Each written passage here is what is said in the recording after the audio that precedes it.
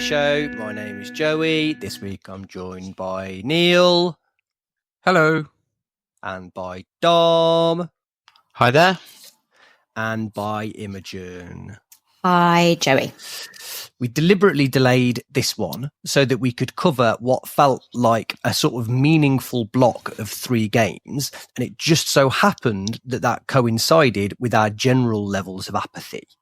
And so it was a beautiful kind of synchronicity that was achieved in being able to wait for good reasons, of which there were 2. It does mean that our moments of section, I assume, is of the last month. You'd have to think that we'd got some. I'm going to keep talking until someone says, "Joe, actually, I have." I have a moment, Joey. I have a moment. Then, Neil. I'd love to hear it's the moment, and it's been 12 months coming in the making. There's a man who plays for us. His name's Brad Collins, or Bad Collins, as I like to call him.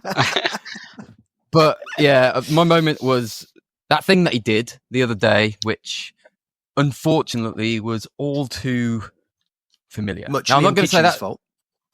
Well, yeah, let's get onto that.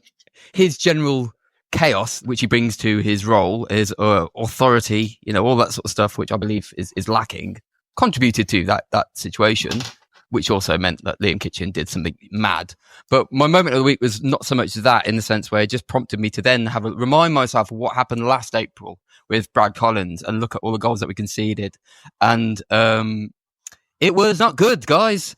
He was single-handedly responsible for 5 goals that we conceded in April last season. And that's me being generous. And so my moment was really just that memory. And as much as I hate singling out any player, I was even defending him on Saturday because I don't like people really getting into it. An individual, I don't think it serves us, but I really want us to make the playoffs this season. So I can't risk our season on a keeper who I believe is scary. So that's my moment. My moment was just realising that. Out of interest, what made you go back to last April and not to the spell this season where he had a XGC of -6.1 over about 8 games? Well, it's interesting you say that. It was just because April sticks in my mind as, do you remember that time when we were going for the playoffs last season and we basically capitulated? I wonder what the reason, and I'm not saying it's a direct pattern, but I just remembered, he did not have a good April last season. I don't want to risk it again this season with this chap. So, well, you're shit out of luck because he's definitely playing tomorrow night.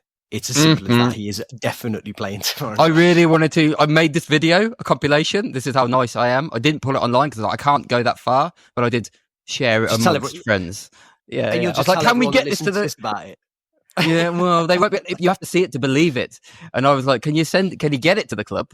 Can you get this to the coaches just to remind them? I don't know if they've had the history. I don't know if they know. But I'm just really passionate about this one thing. I think he's very, very worrying player, and I think he's worrying to himself, and I don't think it's worth the risk. So that's my strong opinion on that one thing. Now, the big question on all of our lips is, what song have you used to score the video? It's pure silence. I didn't even have the commentary. It's just it's a visual thing. It's a silent movie. I thought that was most apt. In my head, what it is a kind of it's like a sort of own goals and gaffs style of sort of video, right? And it's to the music of "Use Somebody" by Kings of Leon. But yeah, sure. It's incongruously as that would be, but it also then has all of the like sound effects every time something goes wrong. Sort of slide whistle every time that a ball goes into. You've given me an idea. It's a whole brand new genre of own goals and gaffs with very earnest music over the top, but very unfair sound effects applied to it.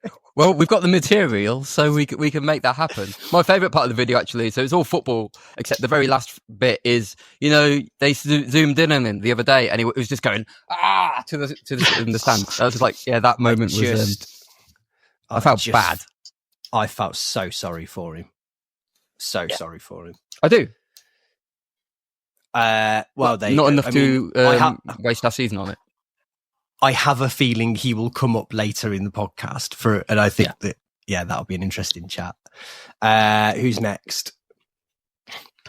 I'll go with, we actually scored a goal against Burnley, and their reaction to it was hilarious. It was, obviously offside. Funny enough, like before the game, I was chatting with the people around my season ticket seats about the FA Cup semi-final last year, and they were going like, it's definitely onside, and these things don't level out ever, do they? And then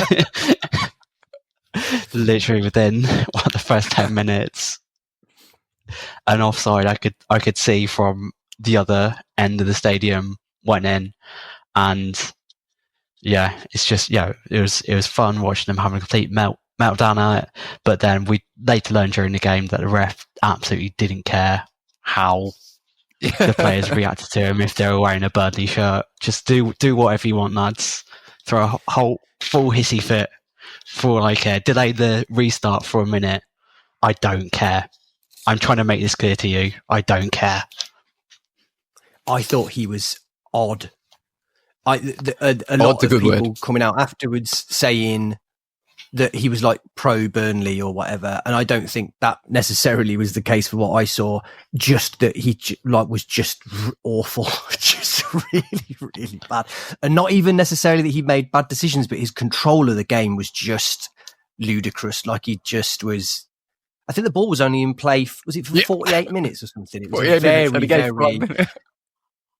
Yeah, like just it looked like his first day to me. I didn't realise he was the son of Trevor Kettle, the famous Tea Kettle. Do you remember him? It's harking back. Niche referee knowledge. No? Yeah, okay, I reckon. Is he though? I thought you were joking. Yeah. No. He is. Oh, the water doesn't pour from the spout. I like that. That is some of your best work, Dom. I jib the blog off. Here. Yeah, we've peaked far too soon there. Fabulous. Yeah, actually, right. Sorry. Yeah, my favourite, but actually was after the game where where the referee decided to stand right in front of Singer's corner. Yeah, that's the place to be. Were you also a fan of him?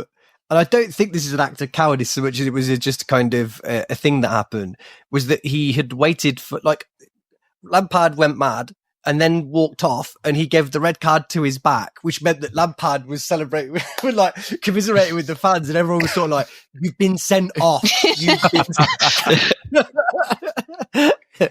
You shouldn't be here anymore. So, yeah. That was a funny red card as well, because I couldn't go to the game, so I was watching it on telly. But as soon as you saw him walk up to the referee, you were like, "Oh, so you're going to get red? You're going to get yourself sent off here, right?" That's coming. You're not aiming for anything here other than to get sent off. Like this is, you must know this is happening. Do you think it matters? Do you think it matters to the players if he's there? I don't think it would make a blind bit of difference. No. What are they getting at though with him then not being able to talk at all in any of the post match? Is that just I didn't realise that was ever a thing. Is that so we can't just get further sent off? Yeah, we question this. It's something like 2 hours before and 2 hours after the game. You're not allowed to be in that particular zone. But I didn't realise that came in the same game that you're sent off in. Oh yeah. So you can't do the post match. And there we go. I don't think it makes a fucking blind bit of difference, does it? No, shouldn't have thought so. Imogen. Well, it's always nice to beat Sunderland, isn't it? I think that was a very, very nice time. Lovely game. Wright scores a hat-trick. And on the train home, full of Newcastle fans. So we had a really harmonious, special time because it was the night before the League Cup final. So, yeah, that was nice. Otherwise struggling, I'll be honest. I don't know. Tats signing his new contract. That's nice. That's lovely, isn't it? It's cute. Yeah, sure. He's never going to be anything more than the person they believe to be, like a 15-year-old boy. I mean, the man's 28 now, and they're still just ruffling his hair. Oh, little tats. I feel your tats.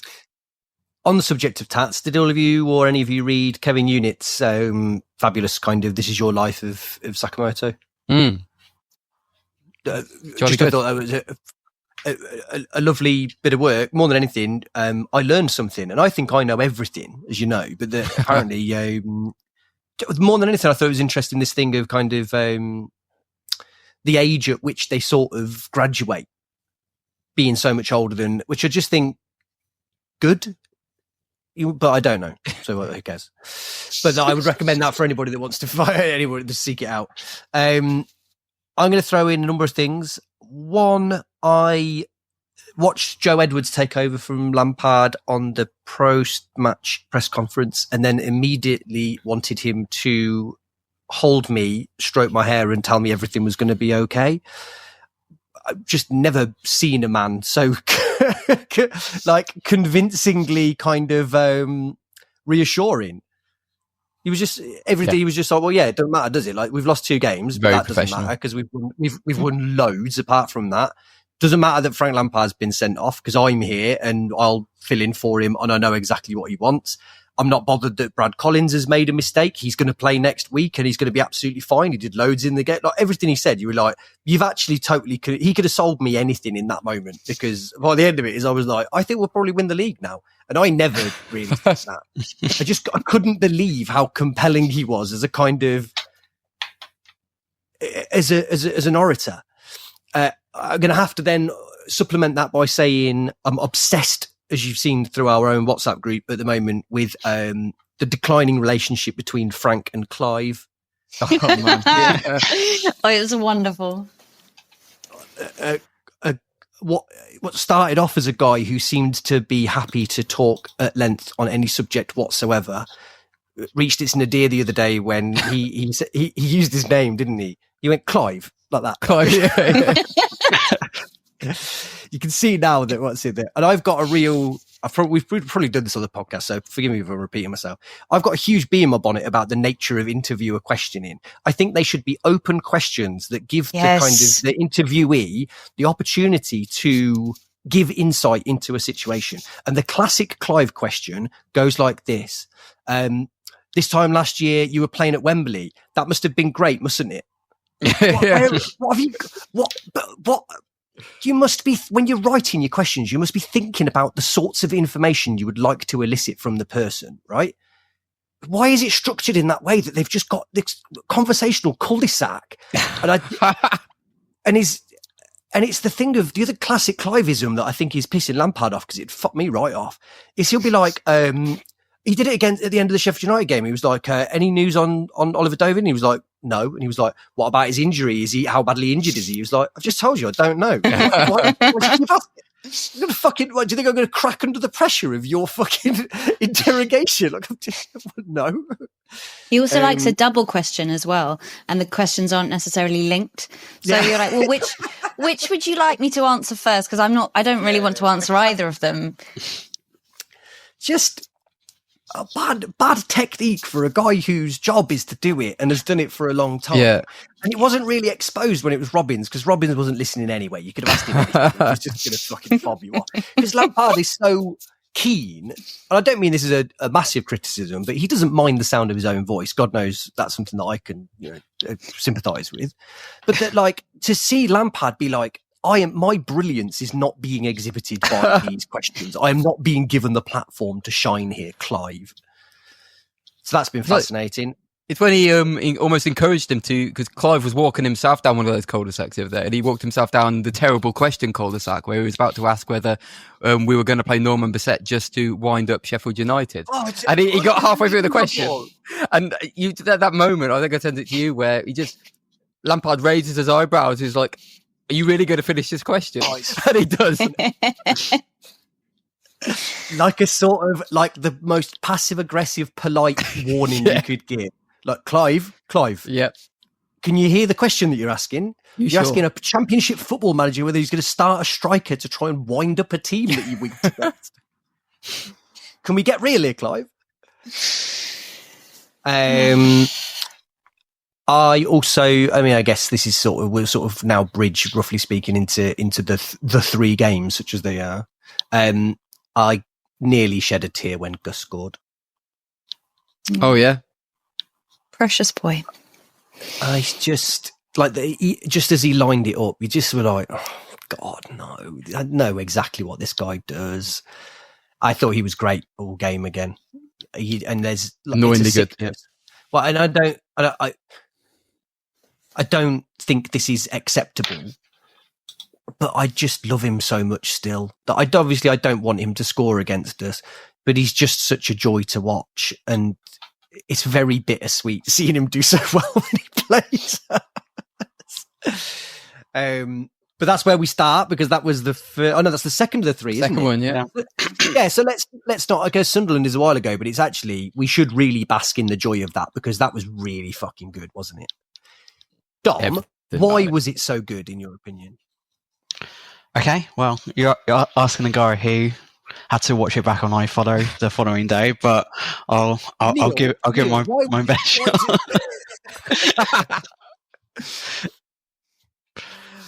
But Dom, I think actually, go for it. I think you go for it. Yeah. I'll go for it. Two things that I noticed with the benefit of knowing the final scoreline ahead of watching the game, which always changed it, and also the ability to skip through people taking throw-ins. Love that. I think the two main things was Haji Wright just being so free in that central striker role. Well, sort of Ersatz central striker role. He had a lot of freedom there to run across the pitch wherever he wanted to. There was a lot of space counted attacking, so he didn't have to be that fixed centre forward, and that really suited him. And I think the other thing was Jamie Annan, I thought was absolutely fantastic in that game, where for so long this season we haven't had someone in midfield doing tackles and just moving the ball quickly, and that's what he did all game.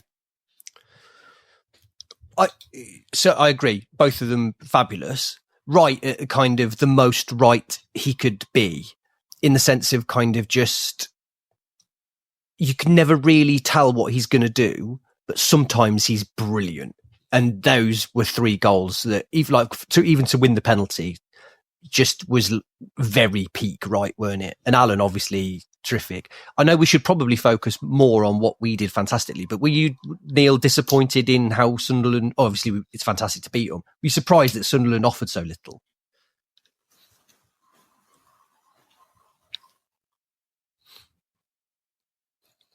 He's either frozen or he's thinking really hard. I think it could be both.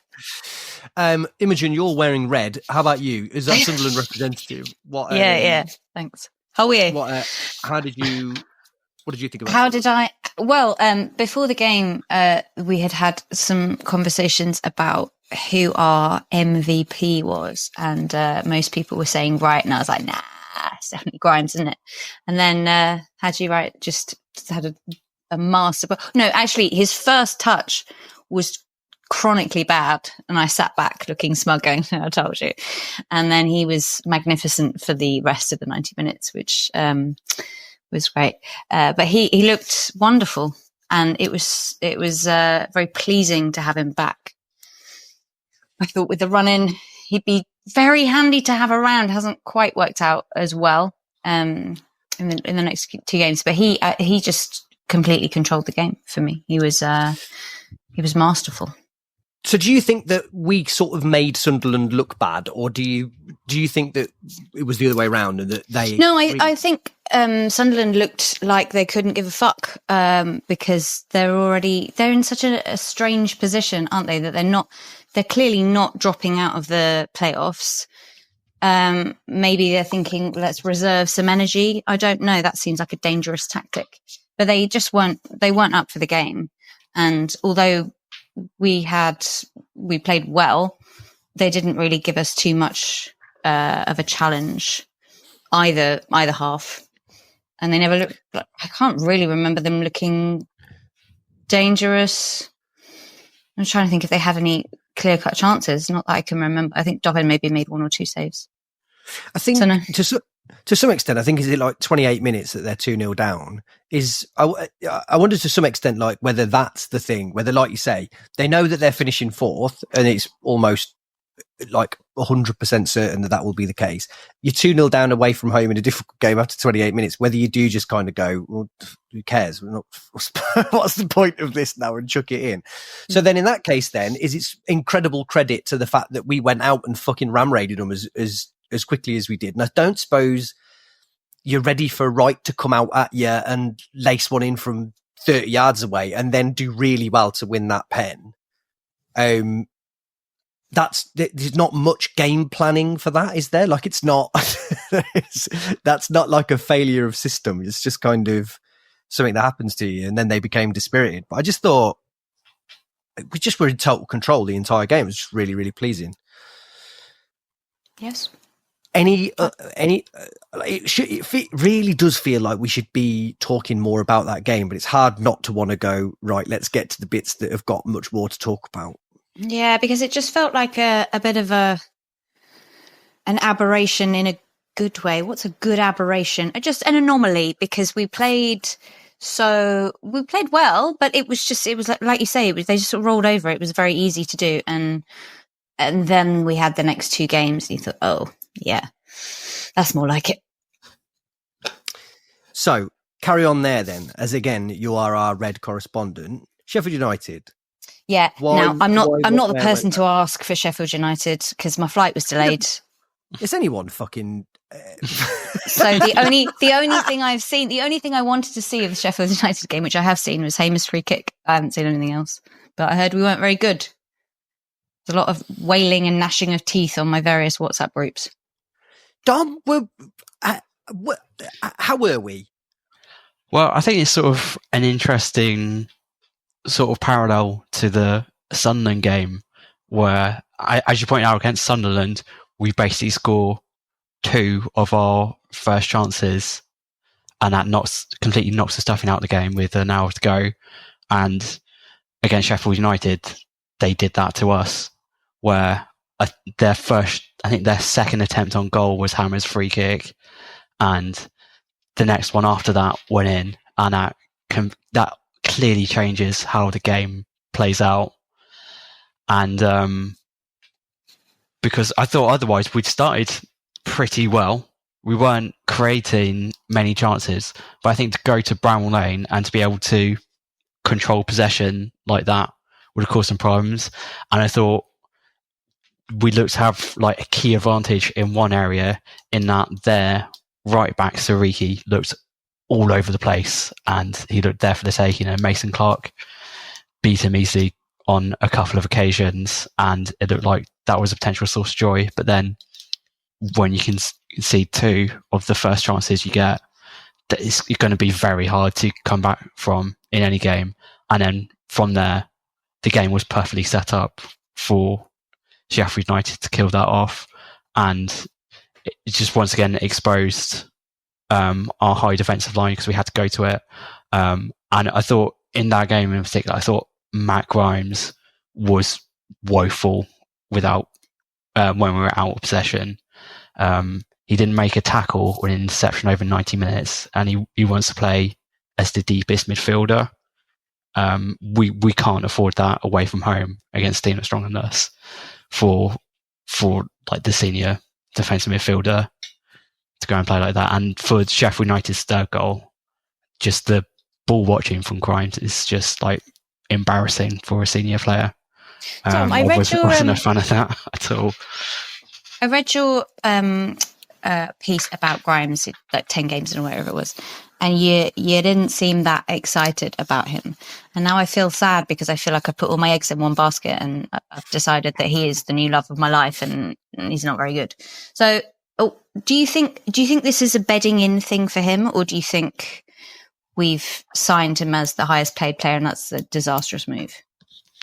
I think the thing is, the sort of status he's coming in and the money we've paid for him and the money he's presumably on, you're expecting him to be just like the leader who's going to just drag the team through games. I think that's what you'd expect from signing a 29-year-old championship captain midfielder. You expect him to be the absolute linchpin of the side, and he's just not that type of character. I don't think. I think he's someone who wants to come in and sort of be part of a process where there's going to be other players around him and who's going to help him be better. It's not quite. I don't think he's quite that profile of player who's going to be an absolutely inspirational leader, and that's kind of personally what I'd want from signing an experienced Championship player. So I think he's someone he's got positive qualities. The way he can keep possession, cycling is very good. But you need players alongside of him to provide that platform to excel. And I think one of the big differences between the Sunderland and the Sheffield United game was against Sunderland, and was fantastic at winning the ball back. He was exactly where he needed to be at just like any moment of that game. And then during the Sheffield United game, Alan just looked completely lost, and it just exposed how poor Grimes is off the ball. And you just really need to think about how we set up that midfield to get the best out of Grimes, because he's not someone you can just plug in and you get the best out of him.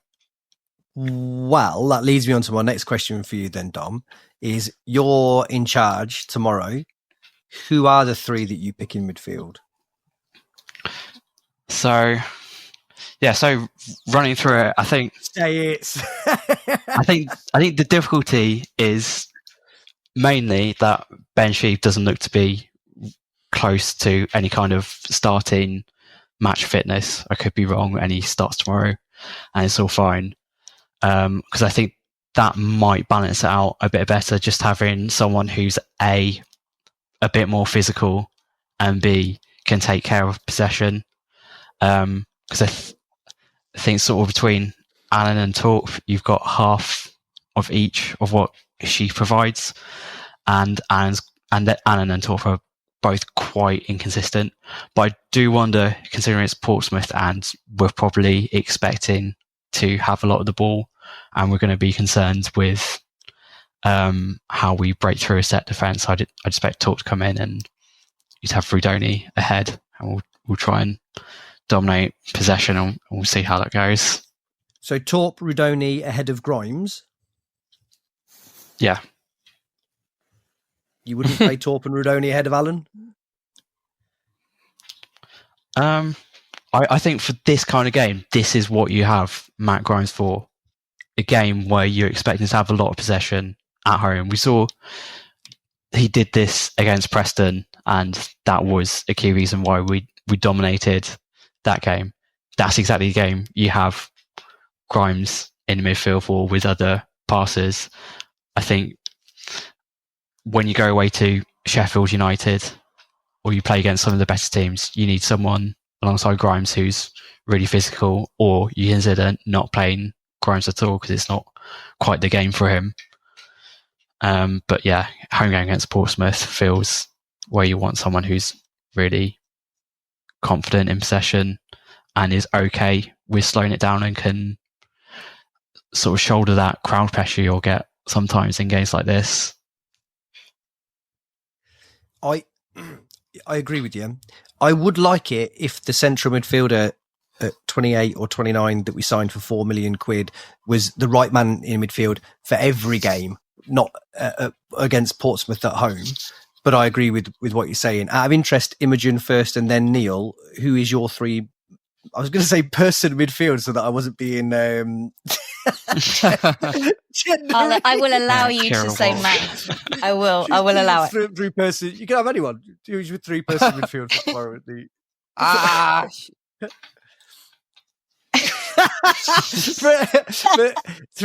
for those of you at home, Neil is having probably the world's worst technical issues. Yeah. That was completely irrelevant. That was I've just seen that Bristol have scored. Yeah, I know. A response to that, and I'm not entirely sure.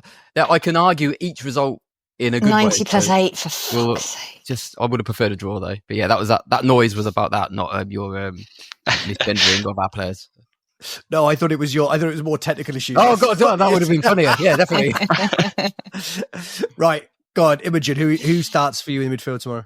I don't love Torp. I find him such a frustrating player to watch. I feel like there has to be capability in there, and we see flashes of it. And he just does the most bizarre things sometimes, and you just like wayward passes or heading the ball out of play. And I wouldn't.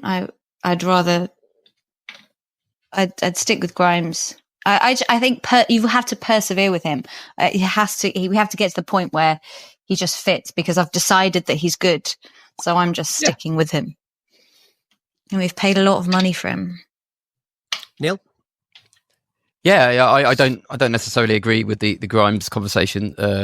I think prior to these last two games, I think he's actually been a very, very sort of steadying performer. And that's not to say that Dom's point aren't relevant. I don't think anyone's saying he's bad, are they? No, I'm just saying in terms of like we're talking about maybe not slotting him in or not being good for every game. I think him. I agree. His off the ball stuff, certainly the last game was worrying, but I think overall I'll judge him based on since he's been here, and I think he's having a really positive impact. So I'm going to allow that to happen and not judge him too harshly on it. But I think he's in. I still have I have two versions of the team. I have my football manager of the team where I still think that Sheaf and Grimes can do the Leeds formation, but they're never going to try that now. So, I don't think that's going to happen. But for me, I think Radoni needs to be in there. And I mean, it's probably Torp. I think he's going to play him. I think he likes the physicality. And with Jamie Allen, he is an example of a player who you will get one great game from maybe, but then you'll also very clearly get games where he's not as effective. And I think we've learned that, and I think Lampard probably has learned that, so he'll be selective about that as well. But ideally, I'd like Sheaf in the team. I think as a statement, as a stable presence, he's really, really good. But I don't know if 6 games to go in the playoff race, messing around trying to figure out how we can get him to work with Grimes is really the most appropriate thing to do. So I'd be going with something we know a little bit more about, which is Torp and Grimes. I think with Radoni ahead of him. Just to round it off, so this is of interest to me because I spent probably 12 hours over the weekend being radicalised by Paul Knowles in a kind of anti-Grimes hate camp. Oh man, Paul is refusing to to accept it, but he has taken an instant bias against Grimes. For me, I think that it's not a coincidence that our upturn in form coincided with him coming in. I think he has given us, but in a sort of a really intangible way, a bit like more stability and sort of and all those sorts of things, right? I think the defense, generally speaking, has performed better since he's come in, and so I think he's a force for good. However, the first goal against Burnley is one of the most hateful bits of football I've seen in a long. I cannot put it into, although I'm going to really struggle to put into words how much I fucking hate that. I hate that goal, right? And Paul thinks that the entire goal is his fault. I would say that for a player that you are not expecting to be exceptionally intercepty and a midfielder that you're not expecting to score a lot of goals or create a lot of goals, the one thing that I am adamant he can't do is misplace that pass there. Yes. Like, that is unforgivable, I would say. And I know that anybody can misplace a pass, but there was no pressure on, and there was there's no reason for it for a player whose entire USP is not giving the ball away in that situation. I don't get it.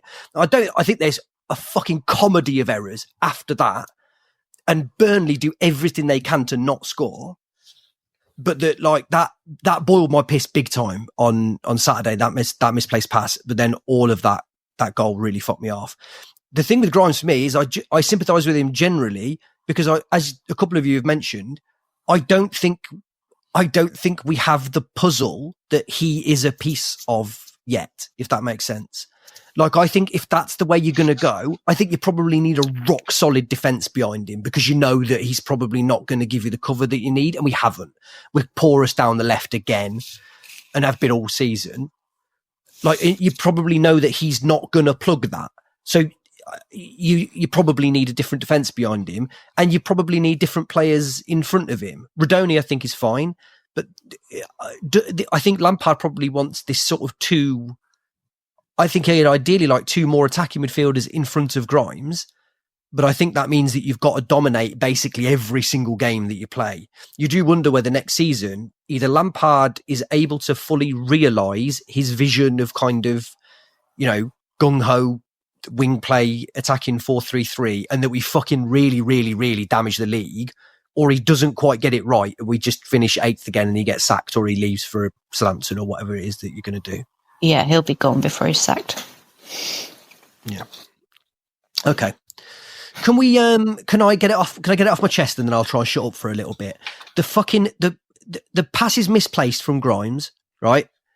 But the ball out wide is horrid from Burnley. It's played behind the player and vastly overhit to the point to the extent that he's throwing his arms up. Was it Foster who misplaced the pass? He's throwing his arms up because he's so frustrated with what he's done. No, don't worry about it. We got this. Don't you fret. You got plenty of opportunities to fuck it up again, and we'll still give it back to you. And I think when I watched it back, and obviously I'm reading too much into it because I've watched it about 9,000 times, I don't think EMC busts a gut to get back at first, and completely understandably, because he's like, they've got this. There's nothing, there's no danger. It's fine.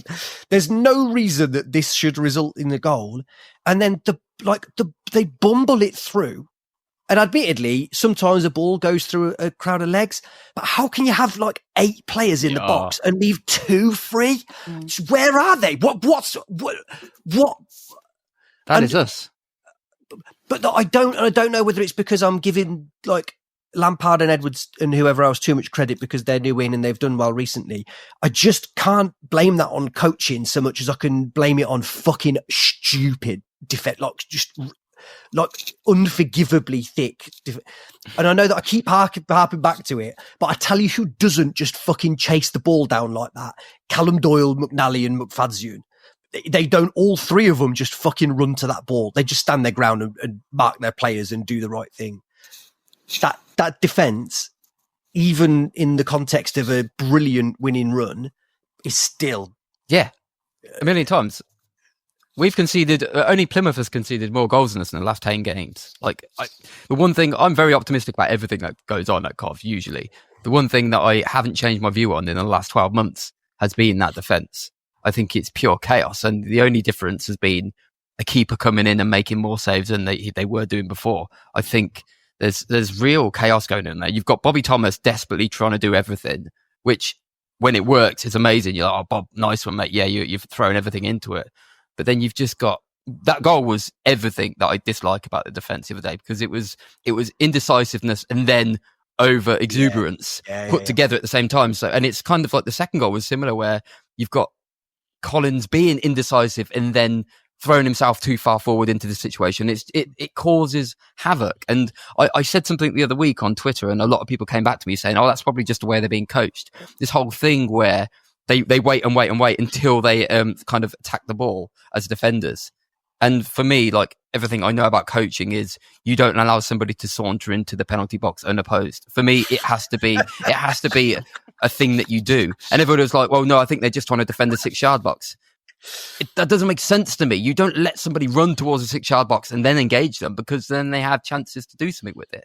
And for me, it's there's a lack of authority still amongst anybody in that defensive unit. And I don't think it's changed since last year. I think we were causing our own problems then, and I think we're doing the same thing. And I hate that goal as much as you do, simply for that reason, where to see 6 players all chase the ball down is an absolute sign of there not being a clear, authoritative figure in there, or pattern, or understanding of what to do in that situation. Grimes decides, rather than holding position because there are 4 players also trying to stop the ball, he engages it as well, and they're all run and you're just like, this is madness. Grimes starts off behind the keeper, doesn't he, as well? He's on the penalty spot, and then he's rushed to get back, but Forrest Gump rushed to get back. He's gone way too far. It's just, I must fix this, and he's like, no, you've just made it worse. It's the only bit. It's the only bit of this season which I've had a problem with throughout, and I can't buy into that it's been fixed or it's been improved necessarily, because we've conceded 2 goals 5 times in the last 8 games or something stupid like that. Like, we concede goals. We still do when we were winning, and we had a couple of games obviously where we were good old Dovin. I love Dovin saving us all the time. That was brilliant, but I don't think the structure's there at all yet. So if we can somehow ride it out the season and find a way to just without Dovin get some wins and do what we want to do, that would be amazing. But I'm still very, very nervous about what goes on back there. Neil, you've been clear on the keeper choice. Who starts in goal for you tomorrow? Imogen first, then Dom. If he's fit, I would start Wilson. But I'm told by various other supporters that he's not fit. I can't see what.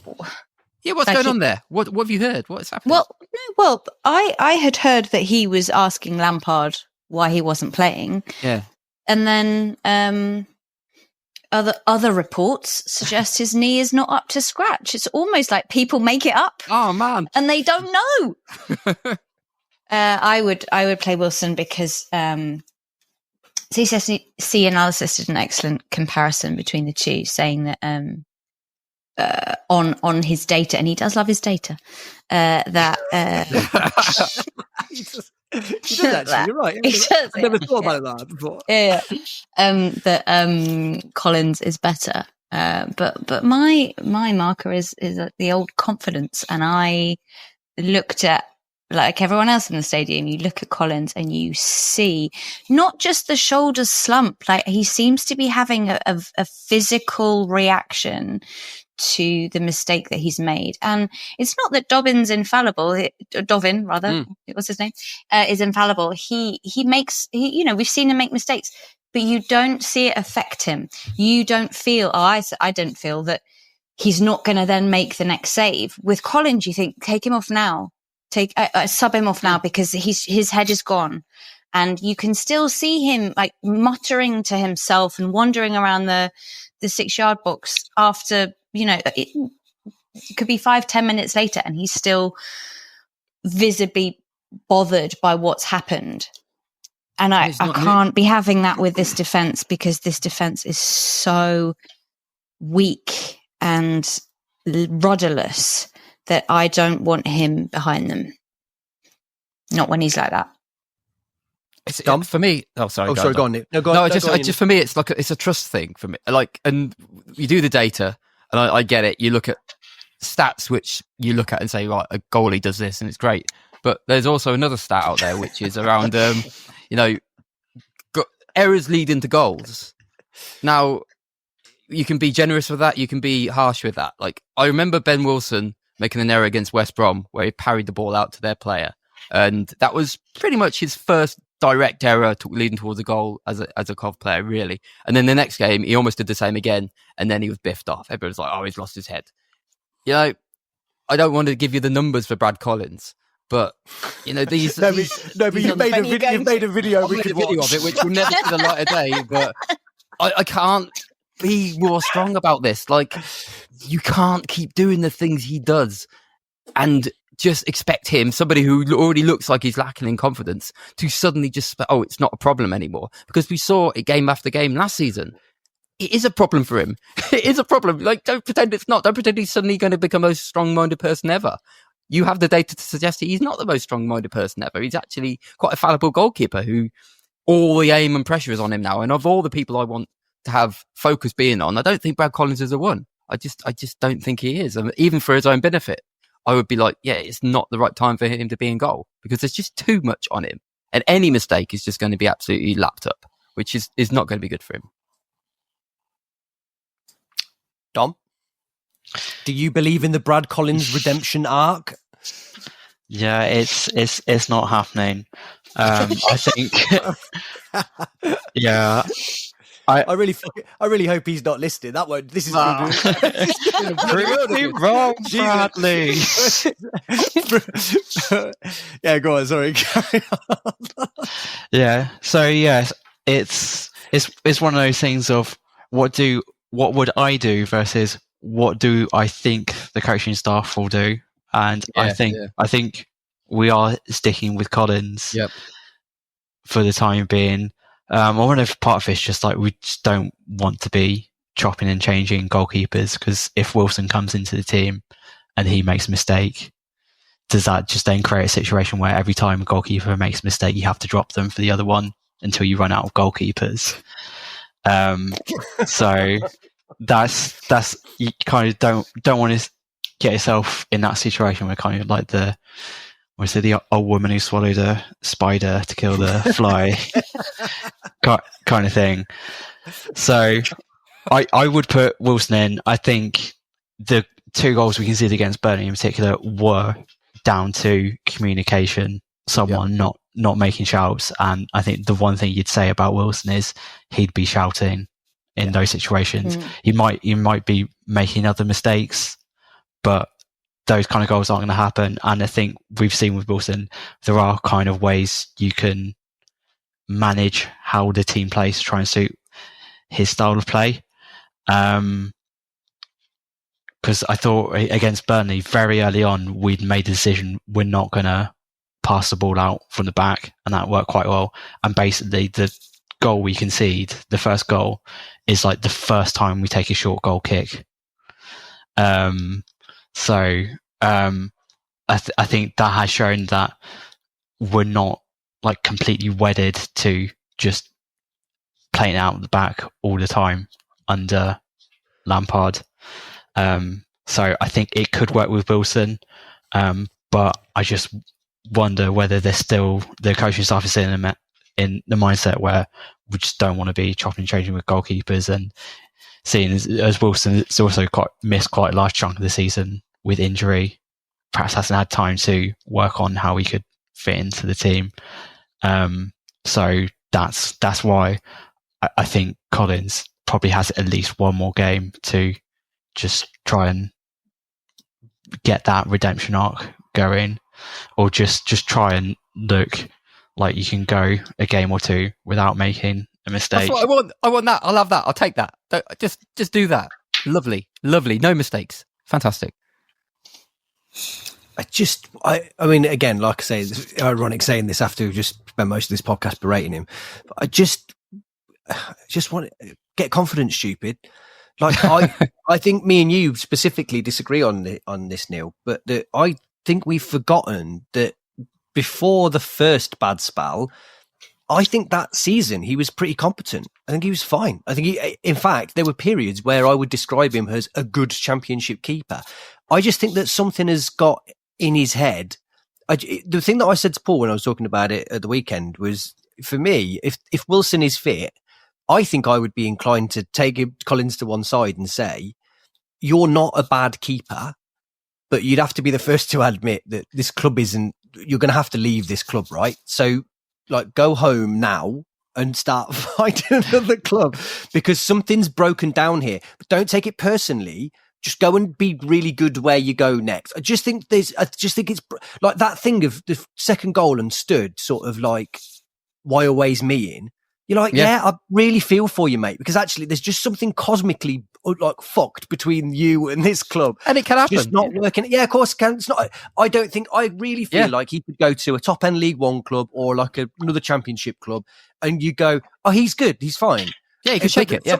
Something is fucking like, it's gone here. And that, like you say, what you don't want to do is be cruel to the guy. But more than anything, you kind of go, we've got a very, very good chance to get the playoffs here. And if you're playing, I really don't feel like it's going to happen. And I feel like Robin saw that last year. Like, let's face it, he went from number 1 to 3rd choice this season. He was basically on the way out, it felt like, because, we brought Dove in, Wilson was on the bench and Collins wasn't doing anything. And I think that was very much a Robin's, like, I gave you the month of April and you did that. Like, and we had the conversation in the summer where we had said exactly what we just said there, which is like, you probably are a good keeper, but how many more times do we try this with you? It's one of those things. Maybe it is just a fresh break for him because there's something isn't right now in his head here. And it's harsh and it's horrible. And I don't like even picking out individuals, and the guy behind me, my nemesis, was absolutely berating him the other day. And I found myself just defending him, because even though I disagree with what he did on the pitch, I have to defend the player because I want him to actually play well. Yeah, of course, yeah. I want him to do well. So don't make it harder than it already is. But by the same point, we want to get the playoffs this season. I don't want to apply risk where there's already a hell of a lot of risk with that defence, which I don't believe is very good either. So I think that's a sort of an unusually comprehensive roundup of kind of things on the pitch. So on the subject of playoffs, round table, do we make the playoffs if you were gun to your head now, yes or no? Imogen, that's a shake of the head from you. As a goose is cooked.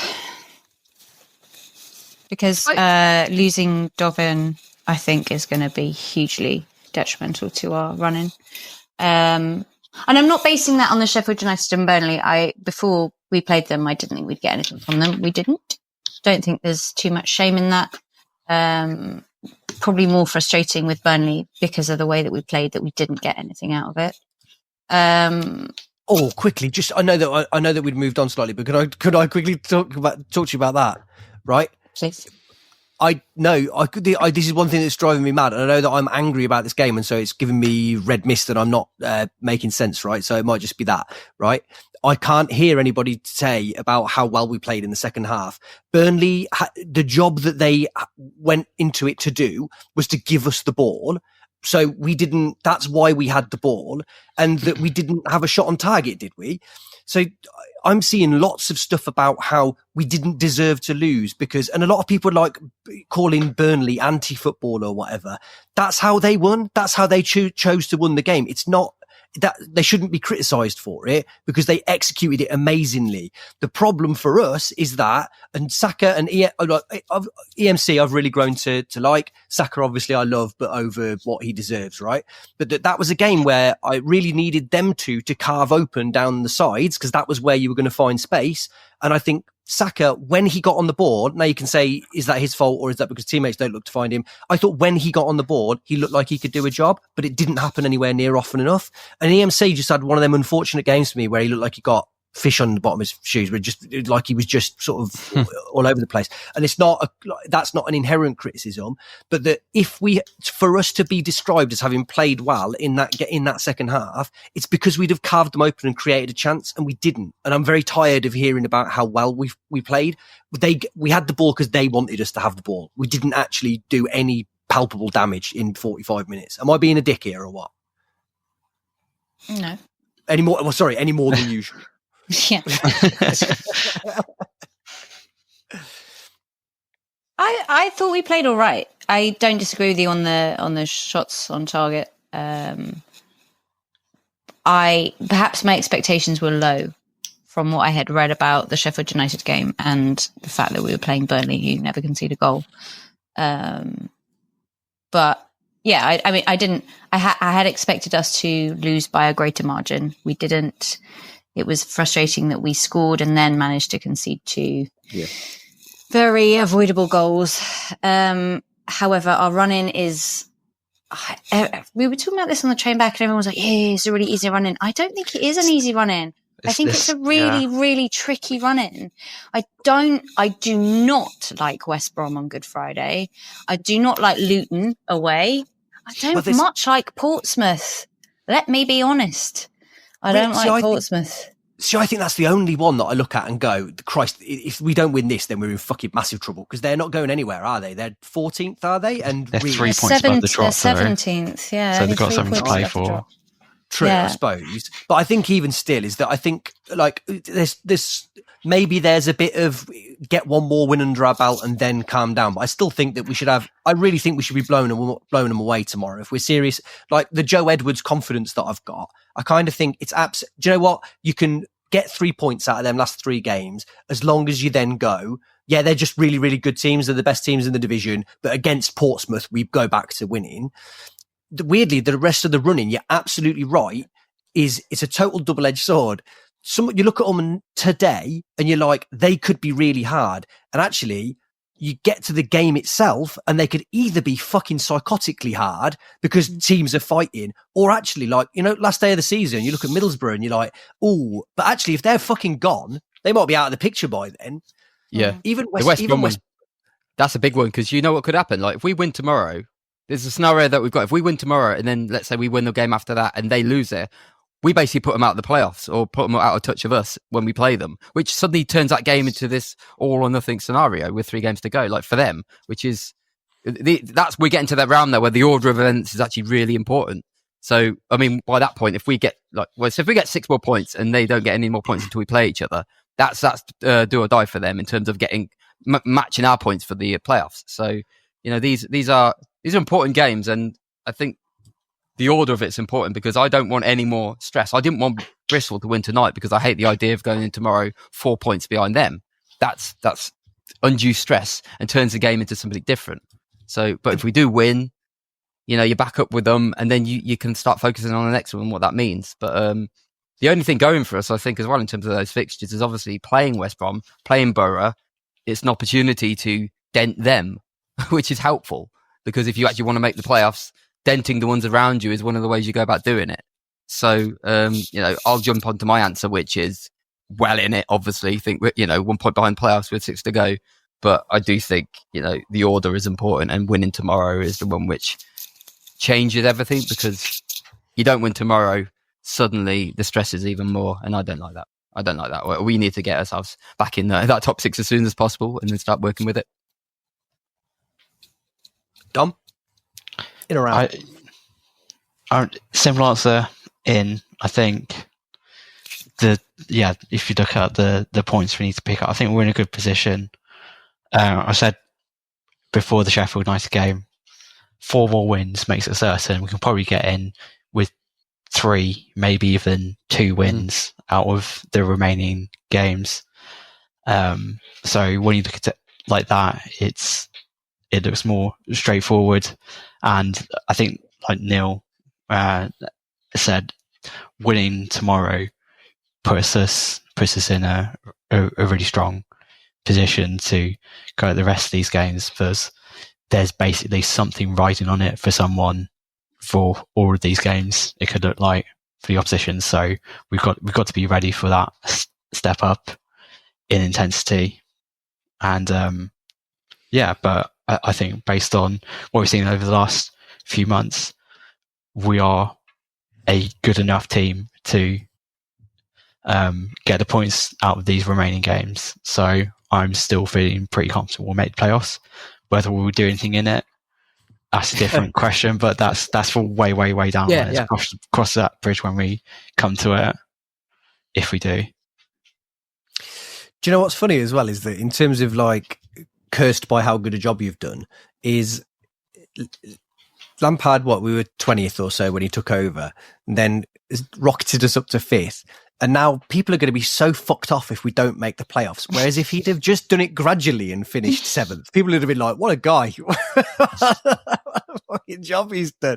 Whereas now, if we finish 7th, people are just going to be like, how did we fuck that up? Like, and I suppose it makes a difference, doesn't it? But it's still fair play to him. It's still a good job. And it's more about what happens next season. And again, like you say, Dom, realistically, like the other thing is, I think it's quite important for us to finish 5th so that we've. I was just going to say who you play, because look, it's not. Look, I don't think it's beyond the realms of possibility. Obviously, like we're very close to it. My worry is Dovin and the leaky defence. But if we do get in, you're gonna want 5th, because unless Leeds drop to 3rd and they're on the kind of run that makes you think, oh, I'll have some of that because their confidence is dead, then 6th might be all right.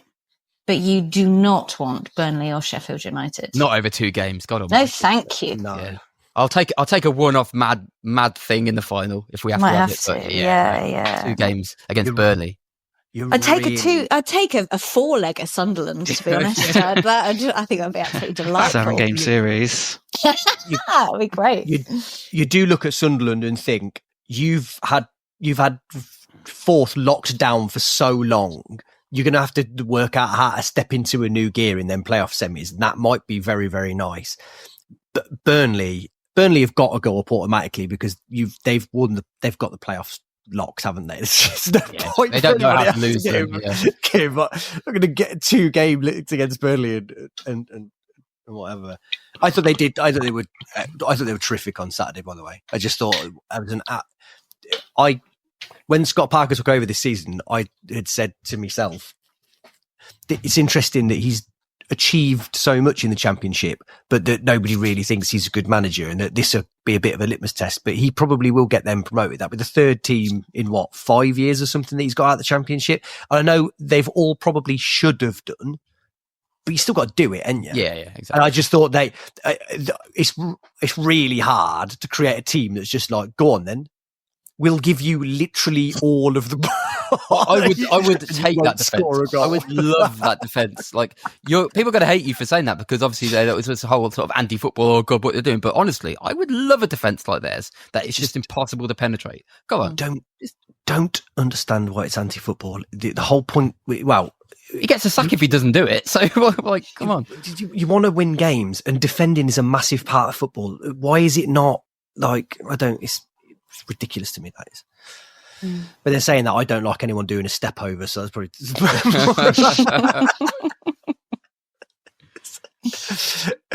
All right, okay. So okay, it's a mixed bag, isn't it? And then we'll all change our views, in 24 hours. So that'll be great. 2 wins, beat Portsmouth, beat Hull. We'll be back on the champagne corks pop in there. Hen mania. Yeah, it's another one. They've lost tonight. They're 2 points above the relegation zone.